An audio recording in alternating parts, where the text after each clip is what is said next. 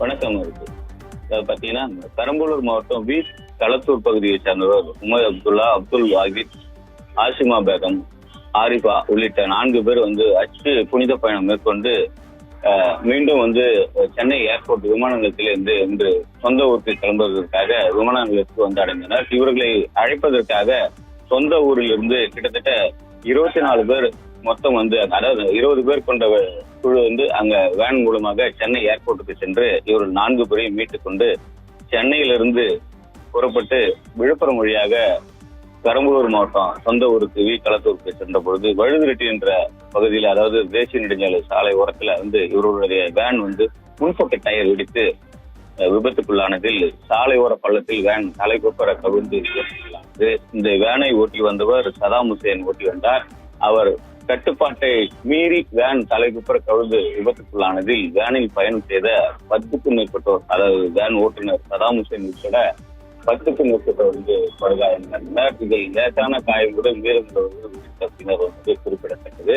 தொடர்ந்து இந்த டிராவல்ஸ் உரிமையாளர்கள் சரியான முறையில் பராமரிப்ப காரணம் தவறியதாலவே இது போன்ற விபத்துகள் ஏற்படுகிறது என்று சாலை போக்குவரத்து காவல்துறையினர் நம்மிடம் தெரிவித்தனர். ஏனால் அந்த வண்டி வாகனத்தை சென்ற 4 வீல்களும் பார்த்தீங்கன்னா டயர்கள் அனைத்துமே முற்றிலும் சேதமடைந்ததாக தெரியும். அதை தேர்ந்து கொள்வதற்கு அந்த கண்டிஷன்ல இருந்த வாகனத்தை தொலை தூரத்துல எடுத்துட்டு போயிட்டு ரிட்டர்ன் வரும்போதுதான் இந்த விபத்துக்கு காரணம் என்று போக்குவரத்து காவல்துறை நம்மிடம் தெரிவித்திருந்தனர். உடனடியாக இந்த அடிப்பட்டவர்களை அங்க 108 ஆம்புலன்ஸ் மூலம் தொடர்பு கொண்டு ஆம்புலன்ஸ் வழியாக போக்குவரத்து காவல்துறை மற்றும் தாலுகா காவல்துறையினர், தேசிய நெடுஞ்சாலை மீட்புப்படை குழுவினர் உள்ளிட்டவர் மீட்டு உடனடியாக முண்டியம்பாக்கம் அரசு மருத்துவமனைகளை அவர்களை சிகிச்சைக்காக அனுப்பி வைத்தனர்.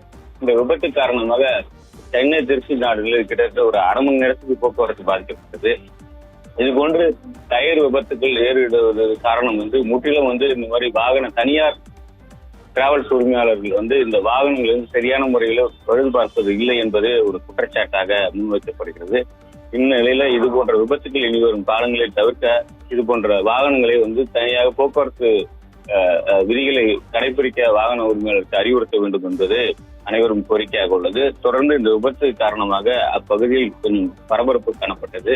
ஹஜ் பயணம் மேற்கொண்டு சொந்த வீட்டுக்கு திரும்பி வீடுக்கு செல்லும் பொழுது இந்த விபத்து ஏற்பட்டது அனைவரும் மத்தியில் பெரும் சோகத்தை ஏற்படுத்தியிருந்தாலும் அதிர்ஷ்டவசமாக யாருக்கும் எந்த ஒரு உயிர் சேதமும் ஏற்படவில்லை என்பது குறிப்பிடத்தக்கது.